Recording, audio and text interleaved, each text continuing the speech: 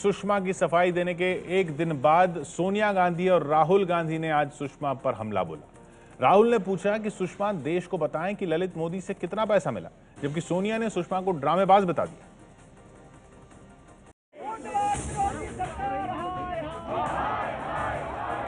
सुषमा के इस्तीफे के सिवा कांग्रेस और किसी बात पर राजी नहीं है। सड़क से लेकर संसद तक कांग्रेसी मोर्चा खोले हुए हैं।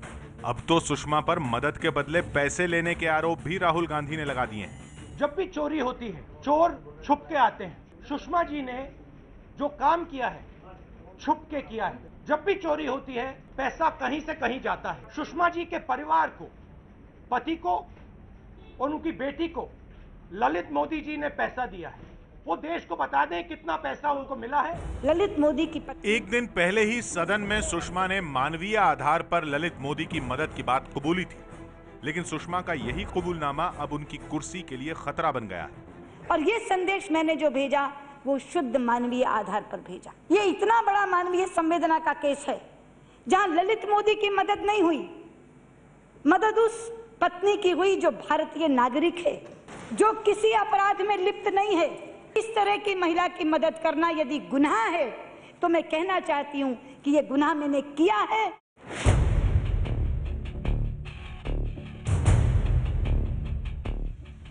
सुषमा के पति सुराज कौशल 22 साल से मोदी के वकील हैं और ललित मोदी ने सुराज कौशल को अपनी कंपनी में निदेशक का पद भी ऑफर किया था, जिसे सुराज कौशल ने ठुकरा दिया।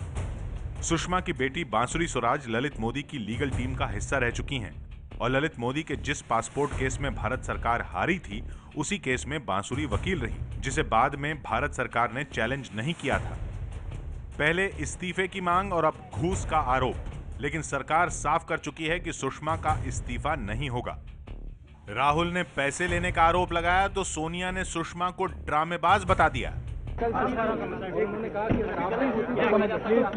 प्लीज आराम से आप धक्का दोगे, देखिए बच्चों समझिए। गुरुवार को सफाई देते हुए सुषमा ने कहा था कि उनकी जगह सोनिया भी होती तो मानवीय आधार पर वो भी वही करती जो उन्होंने किया है। मैं कहती हूं अगर मेरी जगह कोई नहीं सोनिया जी होती तो क्या करती? मरने के लिए छोड़ देती। सुषमा के इसी बयान के बाद सोनिया ने उन्हें ड्रामेबाज बताया और राहुल ने इससे एक कदम आगे जाकर साफ किया कि जो सुषमा ने किया वो सोनिया कभी नहीं करती। और उन्होंने ये भी कहा कि क्या सोनिया जी भी यही करती? पहली बात, सोनिया जी ये नहीं करती। अब सरकार कह रही है कि सुषमा को ड्रामेबाज बताकर सोनिया जनादेश का अपमान कर रही हैं।